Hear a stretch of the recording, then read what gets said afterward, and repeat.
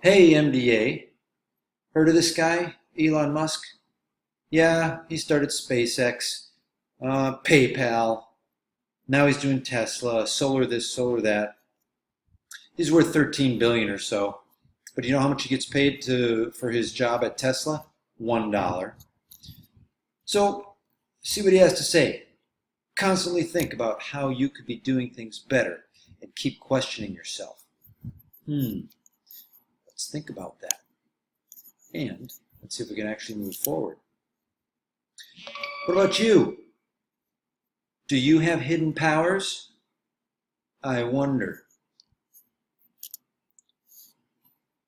Well, Elon Musk is a sort of prototypical entrepreneur. What about you? See all those things describing entrepreneurs? You may have good associations with entrepreneurship, and you should.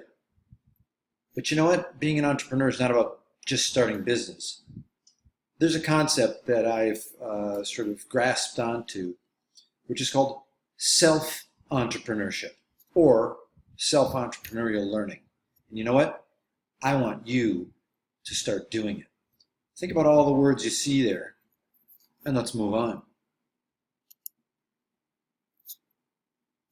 So how might we describe a self-entrepreneurial learner? Well, it would not be a reactive learner, which means you learn when you're told, meaning when you just react. You're not going after it. What a combo learner would be? Well, sometimes you react, you just do what you're told to learn, maybe well, maybe just okay, maybe not so well. A self-entrepreneurial learner is someone who takes it upon him or herself with a lot of these entrepreneurial qualities and uses those to learn him or herself for him or herself.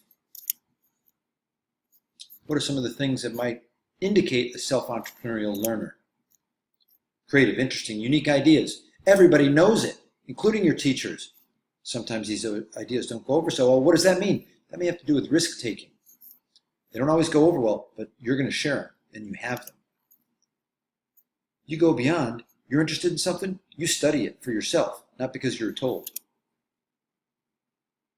Again, something comes up, you learn as much as you can about it. You possess that learning. It's yours in the end, after all. People go to you because they know that you're into it. You're going to go for it. You're going to find answers. You're not going to just wait to be told. You're not going to ask questions that you could answer for yourself. You go after it. You go for it. You don't wait to be told. You're curious. Regardless of the reward, you're in it for the reward, which is you get to know it. You get to learn it. You're interested. You master it. That in itself is the reward. You're not competing with other people so much as with yourself. In other words, when you don't understand something well, you want to challenge yourself to know it better as best you can. You work with other people, that's awesome. You're very independent. You can go for it alone. But guess what? When you're working with other people, this gives you energy. You're collaborative. This means what? You listen to other people. You're always interested in other people's ideas so that you can make your own understanding greater because of all the inputs you've had. People like to be your partner. They know you're going to deliver. They know that you're going to make them deliver because you care about mastering things, about your satisfying your curiosity. And you're not so keen on the grade. You're keen on learning. Whoops, last one that fits in here. Again, you value what other people can bring to the table because the more you can get as input, the better you feel, the more you've learned, and the wider your understanding of something is. So guess what? We're going to be putting into place a rubric. We're going to have you use this rubric. We may actually eventually have this rubric be a part of your transcript. We're going to get to transcript in a little bit. Look this over real quick. We're going to see a couple of these, okay?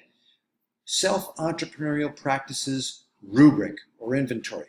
Look at the indicators. You're familiar with them already. Reactive learner for others, combo learner for yourself and others, or the self-entrepreneurial learner.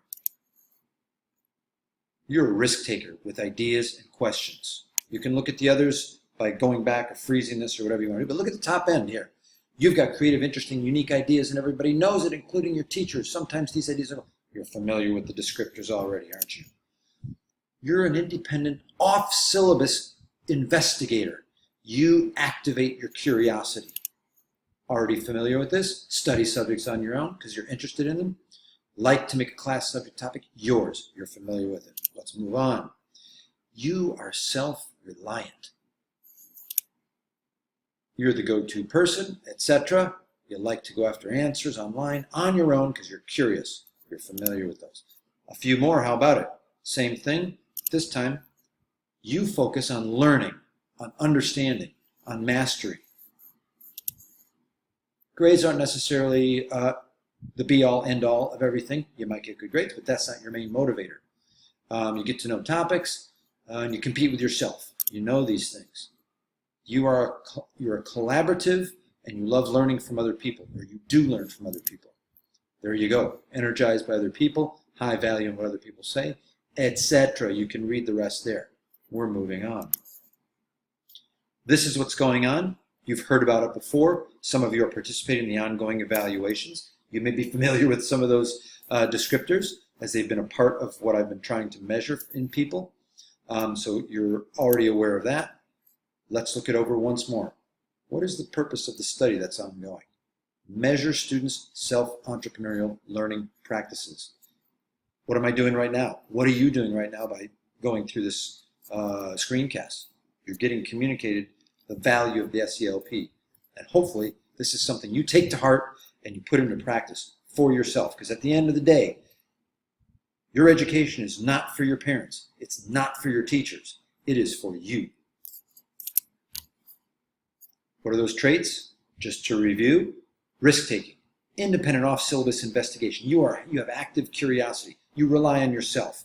Your focus is on learning, understanding, and mastery, not necessarily on grades, not just doing what you're told, but doing what you're motivated to do. You go after that learning and knowledge yourself. And you're good with working with others, and you want to learn everything you can from everybody you can. So there's a transcript. Doesn't matter whose it is, random transcript. You know what it captures? Your grades.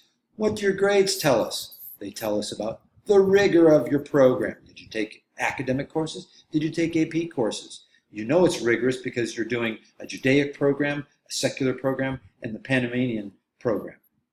So we all have rigor to varying degrees, and your transcript tells it. Achievement tells you, how did you do with that rigor? And what a grade tends to capture is, it's telling you how much did you master of the content. And basically, what is your level of skills? But guess what? The transcript that we know today doesn't necessarily indicate.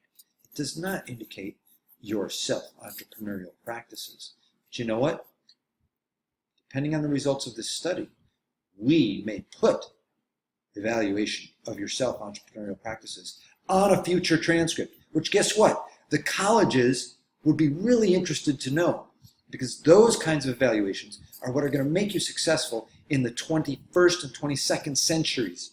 And the colleges are very interested in this. And guess what? Why are they interested in that? Because it's the best thing for your education. But they don't want students who are going to do well when they're told exactly what to do, served up on a silver platter. They want the students that go for it, that have those self-entrepreneurial learning practices. Do that. See yourself with those entrepreneurial qualities. Oops, some of you aren't male. See yourself with those entrepreneurial practices. And that's it. Thanks.